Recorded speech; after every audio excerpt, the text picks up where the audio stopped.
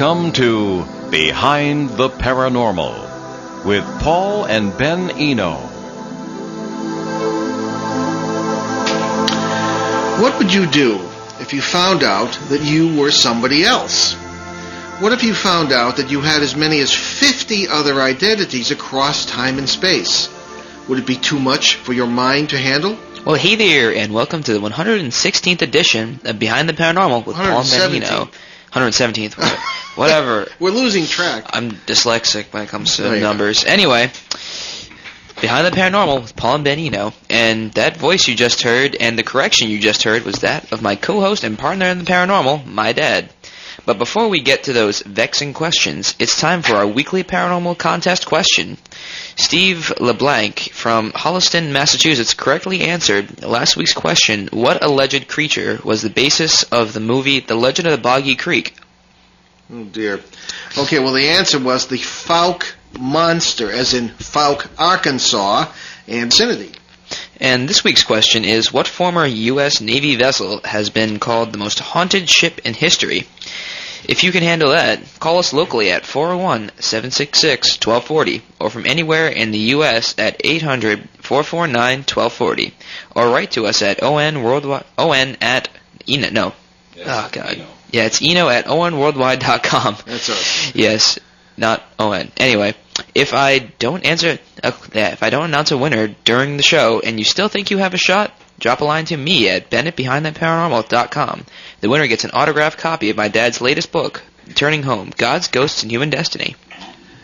Now to our guest. Now, actually, someone called in just before the show and asked us to answer a question, and we're going to do that, but I don't want to take too much time away from our guest, so we'll leave that until the email question period toward the end of the show if our listener doesn't mind. So anyway, we'll go to our guest right away, and that's Laura R. Zohman, CHT-LDN. She is a certified hypnotherapist and licensed nutritionist. But what makes her especially interesting is her discovery of other lives she believes she has lived. She was hypnotically regressed into these other lives for the first time in 1975. From then on, she was a believer in reincarnation, the process, and its benefits to her in her current life. She has been regressed numerous times and has had spontaneous recall of more than 50 of her lifetimes. She believes that many of her family, friends, and even clients have shared in her past life adventures, returning again for another go-around in this lifetime. She has taught classes on reincarnation in colleges and holistic centers since 1987 and offers private sessions in her office in Danvers, Massachusetts. Laura believes that healing the past can heal the present and future as well. Her website, www.mind-body-therapies.com. Laura Zohman, welcome to Behind the Paranormal. Hello. Hi, we're hearing just fine, thank you. Go ahead, Ben. Well, first to start off, me and my dad, recently visited you, one interesting afternoon a couple weeks ago. That was kind of cool. And could you tell us again how you discovered your other lives? In other words, my first experience with my first past life. Mm-hmm. Okay. Well, first of all, before this all started, I had gone to an astrologer who was the first one who had mentioned past lives to me. He said that my husband and I had been in a past life together, and I had no idea what that was, and I just couldn't imagine what it was. And I said to him, what do you mean past life? When? Before breakfast? And he said, no. And what he did was, not only did he give me an astrological reading, but he also went into the whole belief system and ideas of past life. And that was my first introduction. Okay. Later, what I did was I got very interested in life, death, and the pursuit of happiness, and I was taking classes in this type of thing. The way I actually experienced past life regression was because I had a recurrent dream of a little girl on cobblestones. She was blonde. She was about 8 years old. And every night I would dream about her standing on cobblestones, and that would be it. So finally I realized that I had to do something about this because it was driving me crazy. and I was seeing little girls with blonde hair in my waking hours as well. So I went to this woman who did regressions, and I went to her house. She greeted me at the door with a husky dog who had one blue eye and one brown eye. And I figured, oh my God, I'm in for it because I will have a regression. I will come out with one brown eye and one blue eye. But no, that was not the way it worked. Interestingly enough, I went right into, quote, the alpha state or a trance or a very, very relaxed state. And she went into my family.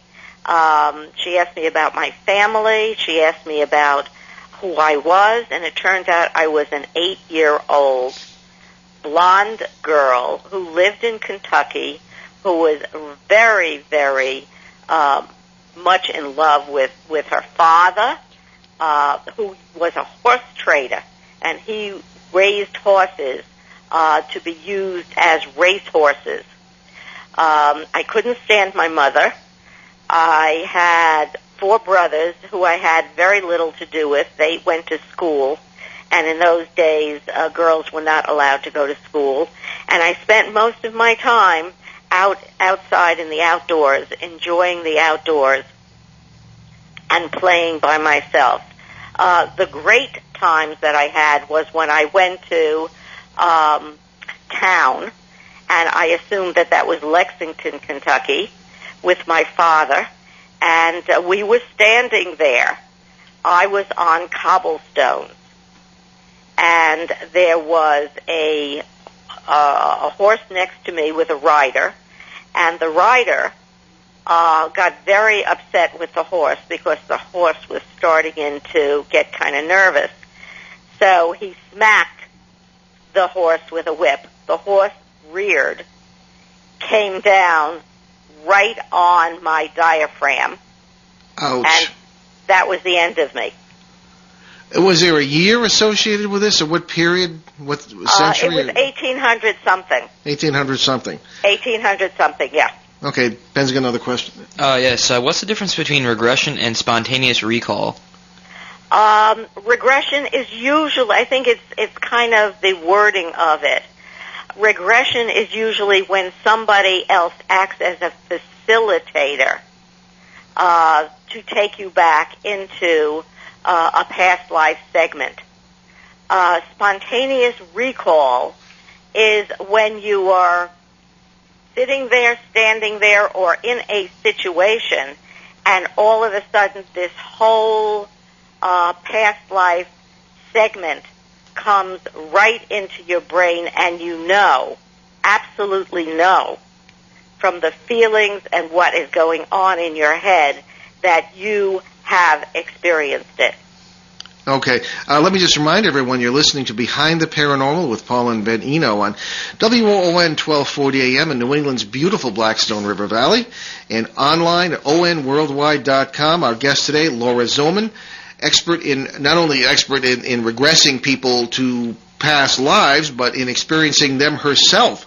You know, we've done a lot of programs on not a lot, but some programs on reincarnation. Well, just recently, it's a big topic nowadays. Well, it is. We never had anybody actually talk about their past lives before, as I recall. No, this is the first time. Yeah, this might be a big subject for us. Yes. As time goes by, we can't talk about that just yet. Anyway, okay. Now, Laura, and also our phone numbers today, 766-1240, 401-766-1240 in the local listening area, 800-449-1240 from anywhere in the USA. If you'd like to talk to us or Laura today. Now, Laura, when we got together a few weeks ago, we had a really interesting discussion about reincarnation. If it's real, if it is it past lives or simultaneous lives in parallel worlds or both? Many people think that what we think is reincarnation is just false or misplaced memories, confabulation, or some other mind trick. What say you? I say it doesn't matter. It can be actually past lives.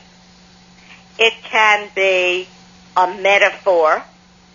It can be anything that is lingering in your unconscious. It could have something to do with generational stuff, that you are picking up something that happened to your great-grandfather. It really doesn't matter, because when push comes to shove, this kind of thing is done not really for fun, but it is done to uncover some mysteries about you or me or whoever goes through this. Okay. Ben wanted to hear more about, I guess, your other... Oh, yeah. Yeah, so tell us about your other lives.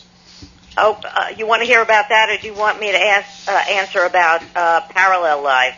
Okay, well, let's talk about parallel lives, because we'll get to, you know me, we'll get to that sooner or later. Okay, parallel lives are the idea that all of these things are happening simultaneously. And I have had a couple of parallel lives. One was somebody who was young, and one was an old person who was living in Greece, and I felt this person kind of die. And you can feel your parallel lives as well as you can experience past lives.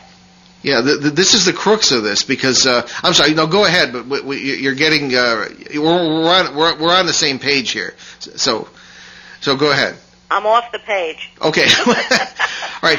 Let me tell you what. Well, you know, we talked long enough. You know our theories, and you seem to understand what we're talking about. We take the quantum physics approach, which some physicists believe that we've got parallel lives here. You've got all past and future taking place at once. They don't really objectively exist as past and future. The linear thing in history is kind of not what really occurs.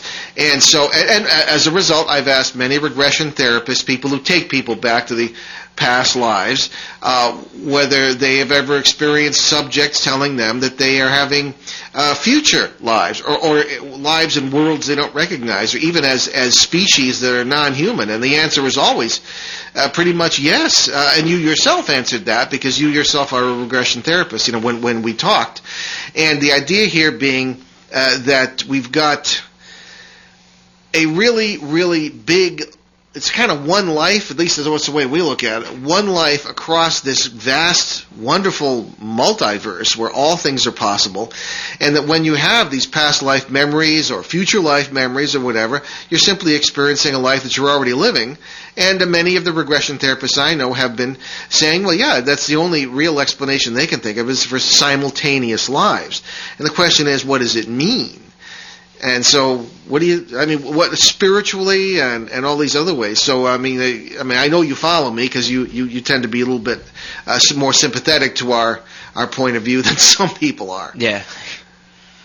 Okay. The idea that we are finding out things that are happening in the past or the present or the future is very important, because it gives us information about ourselves and our relationships. And I got into this whole thing and really started into the idea that I need to learn more and more about my past lives, because I thought that I would have a specific talent that I would have seen in many of the past lives, and then I could pursue that avenue. And what happened after going through 50 or 60 past lives, I found out that I did everything. Yeah, that's true. Actually, we're going to continue that, but we're going to pause for a commercial break right now. Mm-hmm. You're on Behind the Paranormal with Paul and Benny. We'll be right back. Stay with us. New River Press is proud to sponsor tonight's segment of Behind the Paranormal with Paul and Benjamin Eno. New River Press offers the best in unusual New Age books. Stand by the side of tonight's host, Paul Eno, as he battles poltergeists and helps suffering souls and families in the critically acclaimed books Faces at the Window and Footsteps in the Attic. Plunge deeper into the paranormal with Paul and learn about its influence on human history, its action in our daily lives, and its ultimate meaning for us in the best-selling Turning Home, God, Ghosts, and Human Destiny. Available now from New River Press, publishers of unusual books. Visit newriverpress.com, amazon.com, or your favorite bookstore. And set for release late this year in one of the most unusual books on the subject ever written, Paul gives us Dancing Past the Graveyard, What Ghosts Have to Say About God. Okay, we're back behind the paranormal with Paul and Ben Eno, and our guest today, Laura Zohman, expert in reincarnation, and we're talking about sort of the nature of the reincarnation phenomenon and past lives, and we're saying there seems to be more and more evidence of parallel lives. Well, Laura, one thing that really made me wonder about this early on in my long career, some people would say too long, including my wife, was the idea that if reincarnation in the classical sense, which is, successive lives, is true, why are there so many, quote, old ghosts? It's a ghost hunter's question. And, of course, the simultaneous thing would solve that problem because you've got many simultaneous lives. Some of them you might come across the boundaries of the worlds looking like, something that's somebody who's died or whatever, and that might explain that whole thing. So, now, Ben, you were going to ask about travelers. Oh, all right. Yeah, actually I was, because I've been called that many times. Anyway, tell us about the fellow travelers you believe you found. Oh. Yeah, and what it means and who they might be. The people that have come into this life to be companions along the way. That type of thing. Yeah. Well, I found them in clients. As a matter of fact, I had a lifetime in the Roaring 20s, and my name was Lulu. And I had one young woman who I regressed, and apparently she had a life in the 20s. She was also a dancer. I was a dancer. And I said to her in the middle of the regression, which I normally do not do, but I kind of recognized her, and I said to her, did you know Lulu? And she said, yes, I did. I was not in the same class as Lulu, and I always admired Lulu, but we never mingled together. So, that particular person was a client. There's another friend that I have. Her name was Flo, and she also came out of the 1920s, also a dancer. And she had various stories to tell.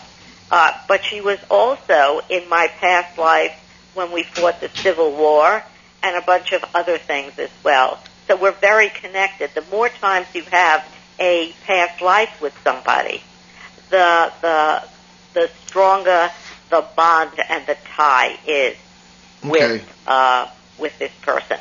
All right. Ben's got another question here about hypnotherapy. Yeah, why use hypnotherapy to access past lives? Yeah, it's controversial. It has been. Because, that is the way that I do it, getting people into an altered state of consciousness so that they can be very, very focused, and taking them to a place where conscious information is not so important, but the unconscious, which happens to run our lives, is tapped into. And all of a sudden, people find themselves in situations that they never thought that they were, or they had been. And the interesting thing is they find people in these situations that are in their current life today. And if they have a difficult relationship with those people in the past life, we can correct it there, and the relationship in this lifetime, the present lifetime, clears up. Yeah, no, I tend to be kind of sympathetic with that. I think what you're saying is what we say sometimes in different words, that you got all these lives, which I think you talk about your subconscious mind, and I think this is pretty much made up of these simultaneous lives, and that when you have problems in one, they can affect the whole super life, if you want to call it that. And when you solve a problem here, you can solve a problem there, and it can have all kinds of good effects. All right, when you have... Excuse me, but what you'd like is to have the core experience. And the core experience may be back there. Or in a parallel life, or someplace else. Okay, could you say a little more about the core experience? You mean the core experience that caused the problem? Exactly. I see, okay. All right. Now, what does a past life trance feel like? What does it feel like? Yeah. It feels like just before you fall asleep at night. that kind of in-between state where you're just kind of floating. You're very aware during that state. Excuse me? I say you're very aware during that particular state between waking and sleeping. There are some people that are very aware during that state, and they go ahead and they meditate at that time. Okay. And Ben was very interested in this question, too, about do you do regressions with individuals and or groups? I mean, particularly groups. I know you do it with individuals. Yes. I have had lots and lots of classes throughout the years, whereas, we do things in a group setting.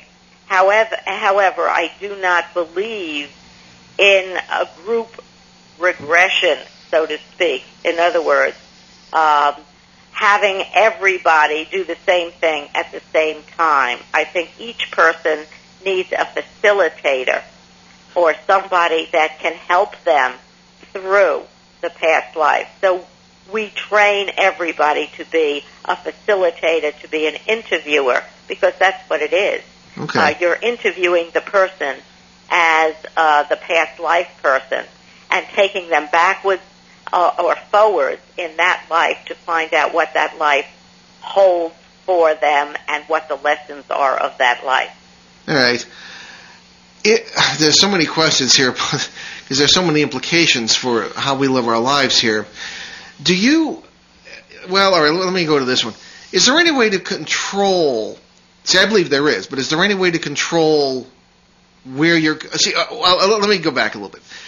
I believe that our consciousness, essentially, is under our control, and that these other lives we're living, I think we have a certain amount of control. Well, the question is, where do you go when you die? And I think we can control that to a very large degree, because I think we kind of control it by where we already are, in a sense. So... what is? Well, let's just put it this way. What, in your experience, or what, in your opinion, is the death experience like? Between these conscious lives. Okay, we're talking about people who have died. Yeah. Well, we all have died. Yeah. Well, I think they go to a lot of different places. Okay, if there has been a lot of sickness in this life, I believe that they go to a place on the other side whereby they are spending time there and healing. And then when they're better, they meet all the spirits on the other side that they have been familiar with. They decide what they're going to do. Are they going to stay there? Are they going to come back? If they decide that they're going to come back, then they meet with all of their guides and their spirit family, and they decide that they will come back and they will learn XYZ lessons in, the life to be. Okay. Now, I don't know if I agree with all that, but we have a caller, David. Hello, David. You're on Behind the Paranormal. Hello. Yeah, the question I have is, do you have any instances of actual tangible evidence where, for instance, something's been told to be in a certain place from somebody in a previous life? Oh, historical evidence. Yeah, that was my next question. But I'm sorry, go ahead.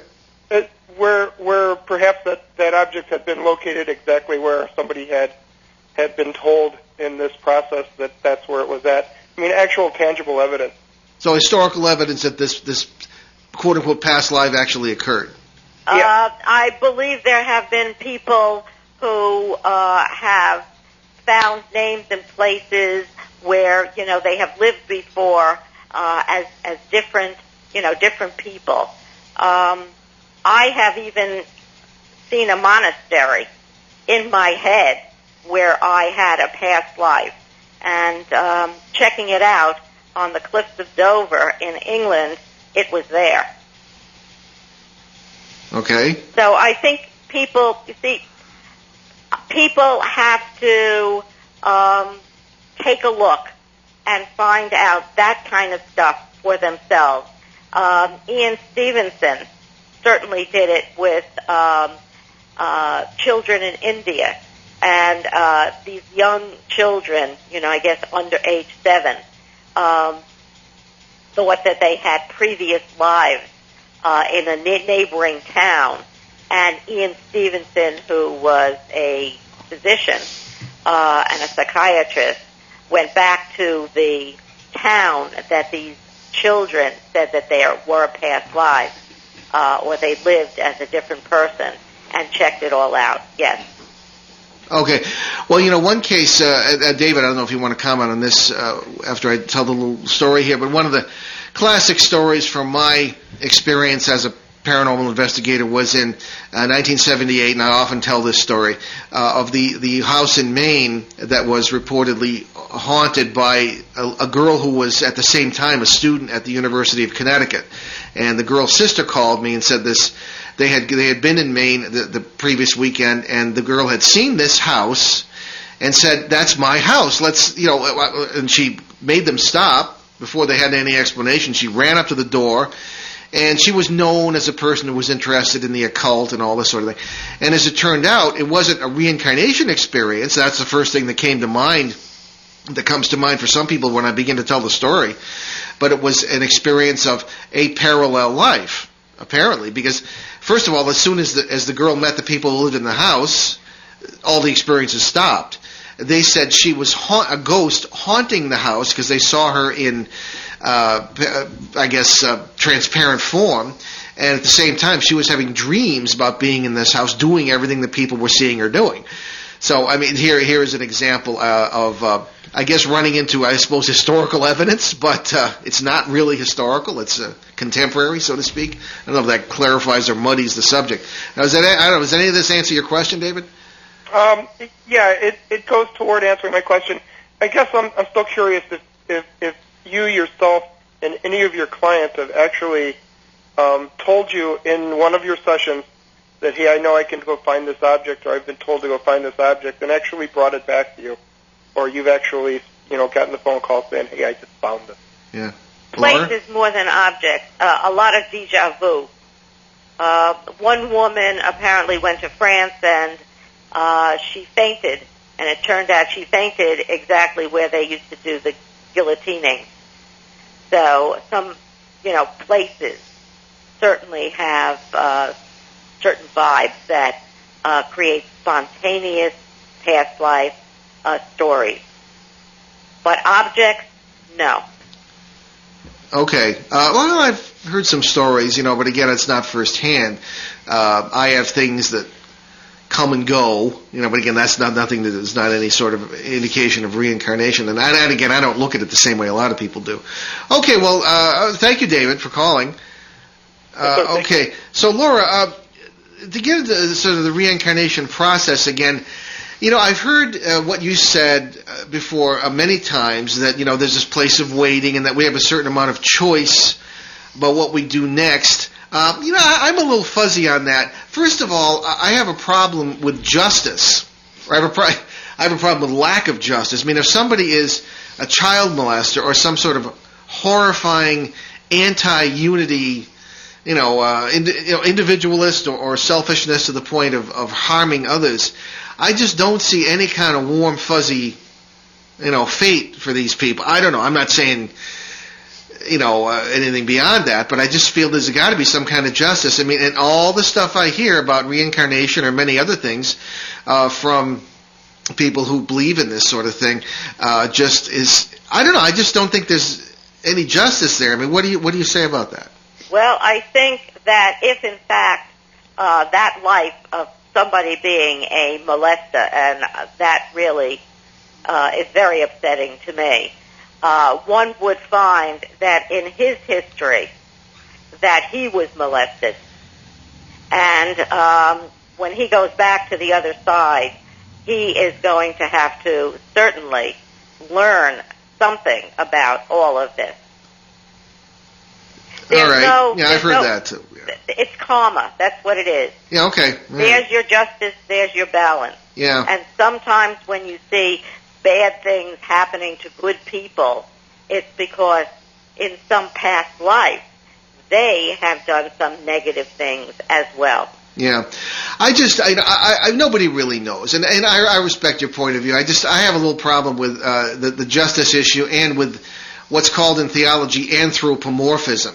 Humanizing everything. I mean, we're not the standards of reality in the universe, I don't think, and making it all. I mean, I've even read The Journey of Souls. I can't remember the author, but he has people going into like this control room, and there are people in there, angels or something, running some kind of machinery. At least that's what it sounded like to me. And just, I mean, that just seems a little bit far-fetched to me. I don't know. But again, who knows? So everything we've talked about here, what does all this say about the nature of human consciousness to you? I mean, this whole process and discovering these other lives and everything. What kind of creatures are we here? It's all about tapping in to those parts of yourself in which you learn things to make yourself better. It's an evolutionary process. Run by whom? Excuse me? Run by whom? Run by your higher self, your God self. What's that? The part of you that is your soul. Okay, because you look at evolution, if you believe in evolution, and what evolution does is to make what you are more survivable. It doesn't make you necessarily morally better, although maybe, I suppose, at some point it might. So, I don't know. And I don't disagree with you, but it just, I have questions. Ben, did you have any other questions here on this issue? Not yet. Okay. Not yet. Okay. But again, so see, in my point of view, it's just from what I've learned from, for lack of a better term, ghosts, okay, the message seems to be that they made their own beds. Okay, and that first of all, they're not ghosts, they're not dead people, they're people living in these parallel lives. And this is what I run into all the time. I've never run into anybody who's dead, in any sense of the word. And I just that's where all these questions arise from. Okay, ghosts to me are those that are still kind of hanging around the earth plane for some reason or another. Some don't even believe that they're dead. Well, I think they don't believe they're dead because they're not. Let me give you an example. Now, this was a poltergeist case. Okay. So they rattle around. Yeah. Well, 1974. I don't believe poltergeists are human, but I have had several occasions in which I have actually had physical contact with both poltergeists and what I believed were humans, and I felt bone structure. Okay. These were not spirits. This is why I don't believe in spirits, at least not in the case most people do. It's very easy to sit here in our physical world and say, okay, anything that we don't see, hear, touch, taste, or feel as physical is some kind of spirit. I mean, that's what our five senses tell us. But I don't think our five senses are good enough. Therefore, I don't think our science is good enough because it's all based on that. That's why I question everything, And so I don't blame you. So that's the reason. But again, 40 years of doing this stuff, you run into stuff that people who've done it for 10 years or 20 haven't run into. Sometimes. So I don't know, maybe I'm interpreting it wrong, but that's why I ask all these questions about what's really going on here. But that's why I question, the notion of successive lives too. Now, what about suicide? What's the process there? I have had people who have committed suicide, carry, all that type of thing. I've had people who I have regressed, and their stomach problems are due to, this suicide that they have created. Suicide is a very interesting topic. I think that it's not such a hotsy-totsy idea, because if, in fact, you commit suicide, then, in fact, you will come back and you will live the same kind of life once again, bringing you to that point just before you committed suicide. Yeah, I do have that idea that, again, as I say, you kind of make your own bed in the multiverse, as I call it. I mean, because it's all part of nature. What does nature do? You go from one place to another according to the path of least resistance. That's the natural thing. And if you are, as I say, a selfish nitwit in this life, you're probably going to be, your consciousness is going to move to the easiest possible place, which is the next parallel world where you're very similar. And then when you discover the big secret. Or not. Or not? Or okay. not. And sometimes people come in, and I have regressed them, and they regress very quickly, and they go through 2 lifetimes. And one is a very mundane kind of nitwitty life, and then the lesson there is, hey, I wasted that whole life. And the next regression takes them to a place where they have become extremely competent and excel in something, whether it be healing or politics or something. Oh, if they learn. Excuse me? If they learn. Yes. Oh, okay. Oh, I hear you. Yeah. Yeah. Oh, yeah. I mean, okay. some people don't learn. Oh, no, that's true. Some people learn. A lot of people don't learn. 4 I'm one of seconds. them. 4 seconds before they die, they get it. Yeah. Yeah, it's true. I've seen that. I've seen that during watching people in hospitals have NDEs and things like that. No, you're right. It's true. Okay. Now, what other... Have you mentioned that people will sometimes sit down, you don't even have to regress them. They have this, I guess it might call it spontaneous recall, as soon as they sit down in your office. Could you tell us a little bit about that, or did I understand that correctly? Well, spontaneous recall can happen, as I said before, anywhere. There was one woman sitting on her couch, and then all of a sudden she was in Egypt, and she could feel the sands, and she was a little boy, and the whole thing, and then she came right back. So some people can travel and go into past lives or any other parallel life very easily. Well, now, okay. Go ahead. The one that I spoke about, who had come into the office, it was the full moon, and he had headaches, and he had anxiety, he was on 1 million pills, and he didn't know if he was going to get met. And he was a healthcare provider and all of this kind of stuff. Before we even went through the induction to the hypnotherapy, he sat on my couch and he said, I am in front of a firing squad. Yeah. All right, well, we're going to take a commercial break. We'll be right back with that thought. And I'll have a question for you about what goes to the crux of this matter. We'll be right back. Behind the Paranormal. Stay with us. New River Press is proud to sponsor tonight's segment of Behind the Paranormal with Paul and Benjamin Eno. New River Press offers the best in unusual New Age books. Stand by the side of tonight's host, Paul Eno, as he battles poltergeists and helps suffering souls and families in the critically acclaimed books Faces at the Window and Footsteps in the Attic. Plunge deeper into the paranormal with Paul and learn about its influence on human history, its action in our daily lives, and its ultimate meaning for us in the best-selling Turning Home, God, Ghosts, and Human Destiny. Available now from New River Press, publishers of unusual books. Visit newriverpress.com, amazon.com, or your favorite bookstore. And set for release late this year in one of the most unusual books on the subject ever written, Paul gives us Dancing Past the Graveyard, What Ghosts Have to Say About God. Okay, we're back behind the paranormal with Paul and Ben Eno on WOON 1240 AM in New England's beautiful Blackstone Valley, ONWorldwide.com on the net globally. And our guest today, Laura Zohman, expert in reincarnation. Now, Laura, here's the gist of the whole thing.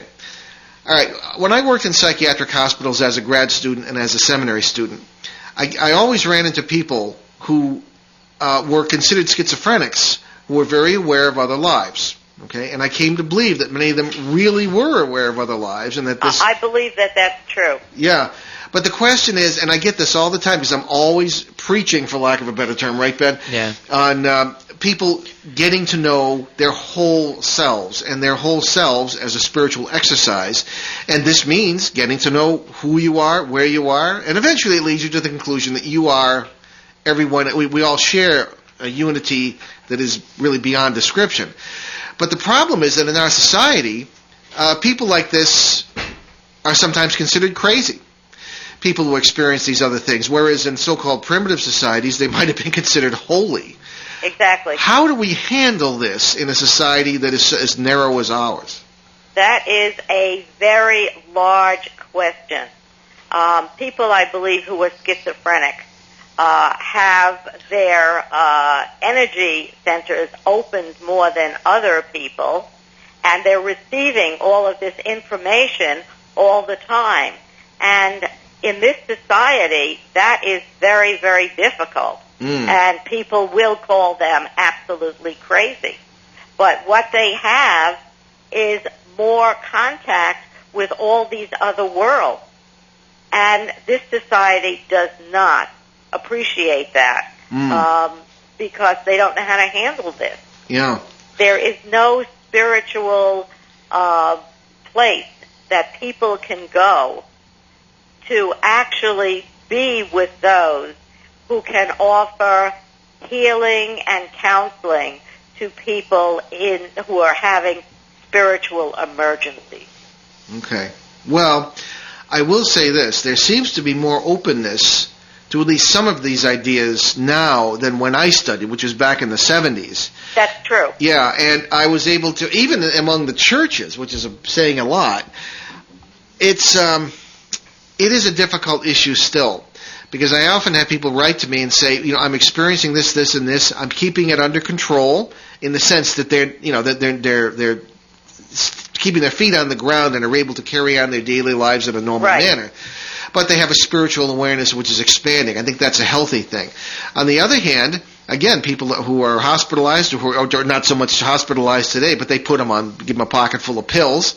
I've addressed groups of psychiatrists on this issue, and they will be very upset as a group, but very often they'll come up to me individually afterwards and say, I've thought of the same thing, but I can't say it because I'll put my job in jeopardy.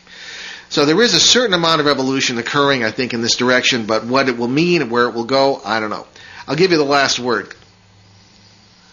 Oh, right now? Sure. As far as that's concerned, years ago, Brian Weiss wrote his book, Many Lives, Many Masters. And he went into forbidden territory without even knowing that he was going to do that. So he was a pioneer. I got the impression in the he field. did know it. Excuse me? I got the impression that he did know it, but I'm sorry to interrupt. Go ahead. No, he really didn't know, because what he did was he said to Catherine, who came in for a session, go back to a time when you were blah, blah, blah, blah. And she flipped into a past life, which was not in his studies. He knew about hypnosis, but he didn't know about past lives. And I guess he just held on to his chair and went with it. Okay. And then 8 years later wrote a book. Excellent. Okay. Well, Laura, it's been a great conversation. Tell us about how people get in touch with you, your website, anything you're working on. My website is www.mind-body-therapies.com. Telephone number 978-777-9911. Very good. Okay, Laura, you did a great job today, a great conversation, and we'll be talking to you real soon. Thank you so much. You're very welcome. Have a good one. This was fun. It was. Yeah, I told you it'd be fun. Yeah, you take care. You Very too. good. Talk to you soon. Bye-bye now. Boy. Okay.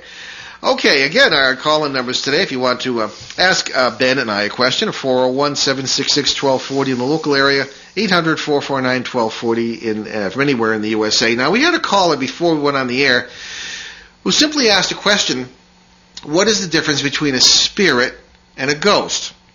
Okay, now we get that a lot. Now, again, I always say, in order to get the right answer, you have to ask the right question.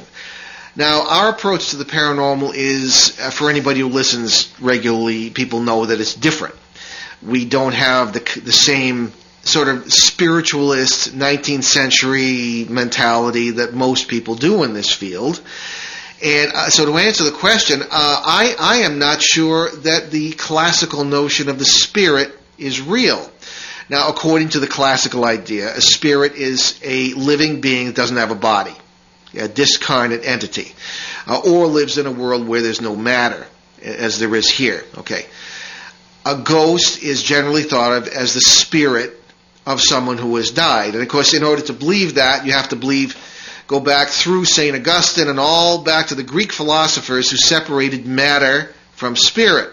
And there was a general attitude that, as history went on, spiritual history, that matter is bad and spirit is good. Okay?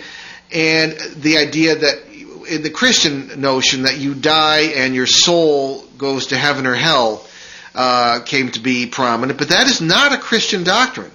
That is a Zoroastrian doctrine from the Persian religion of Zoroaster. Believe it or not, it kind of crept into the Christian religion.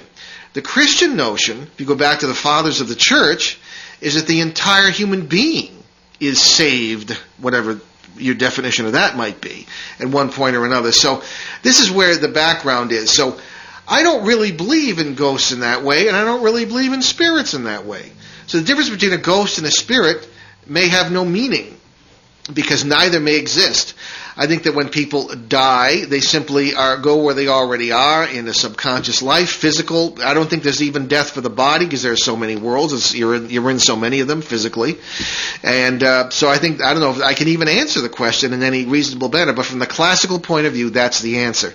A spirit is a discarnate entity of any kind, human or not, and a ghost is supposedly the deceased remnant of someone who has died.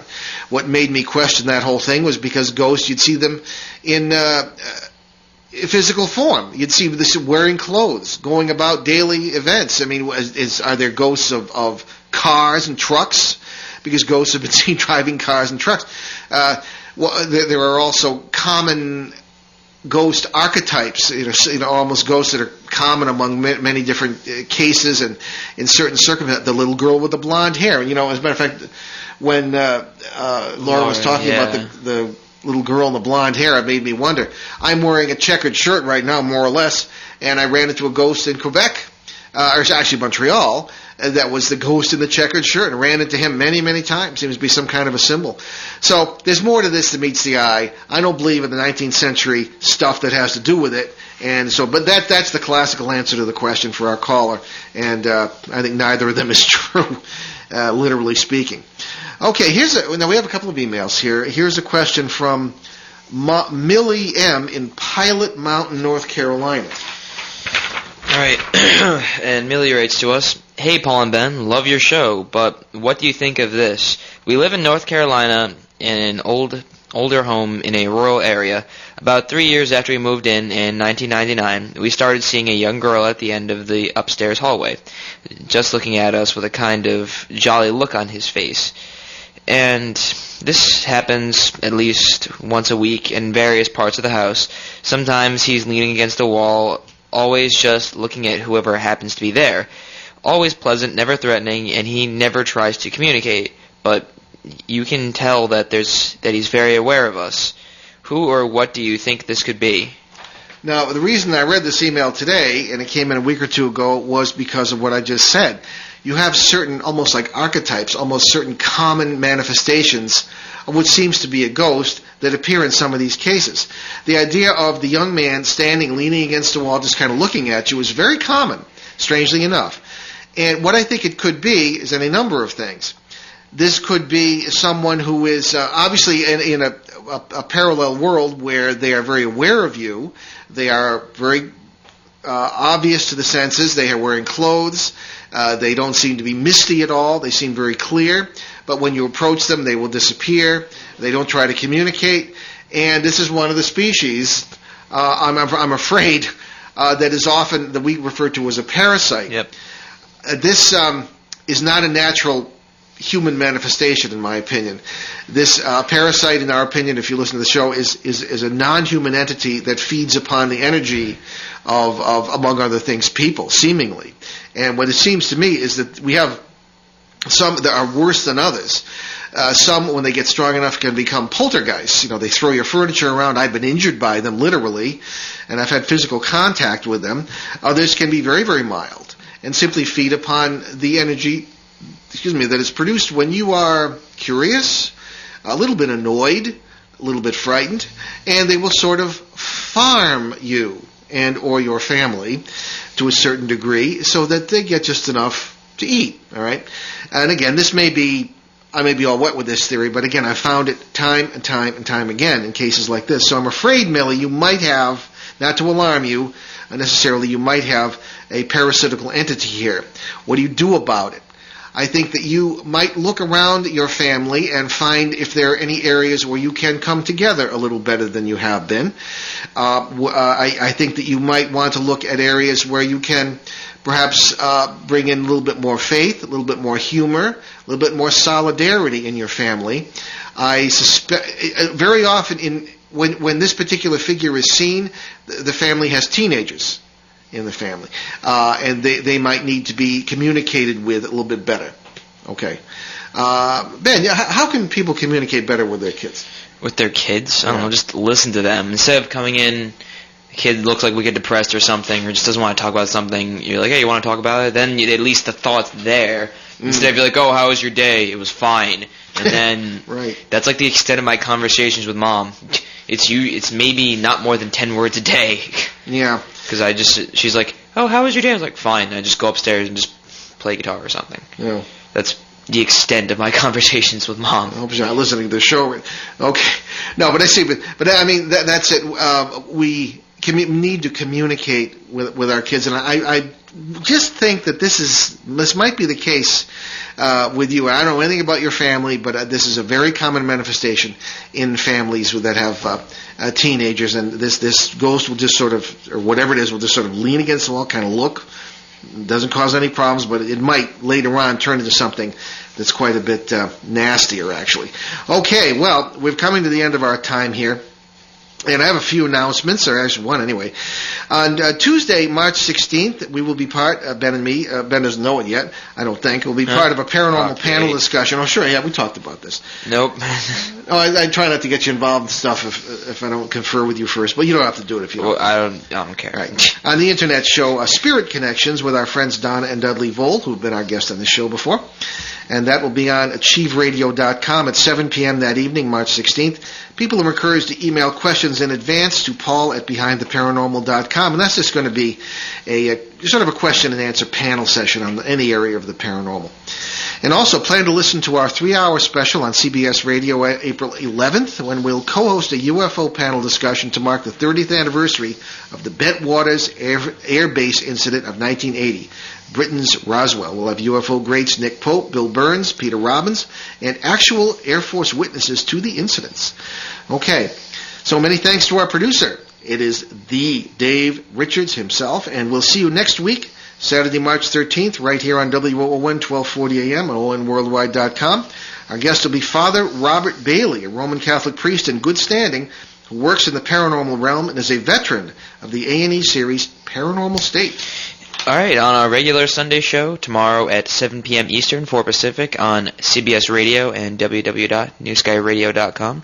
Our guests will be paranormal professors Susan Shepard, Deborah Linsford. Oh, Lindsay. Sorry. Lindsay. Yep. Yeah, there's an F there. Anyway, and Dr. Steve Russell to fill us in on some of the surprising happenings in paranormal education. Okay, that's it. Check us out, behindtheparanormal.com, and we'll see you next week.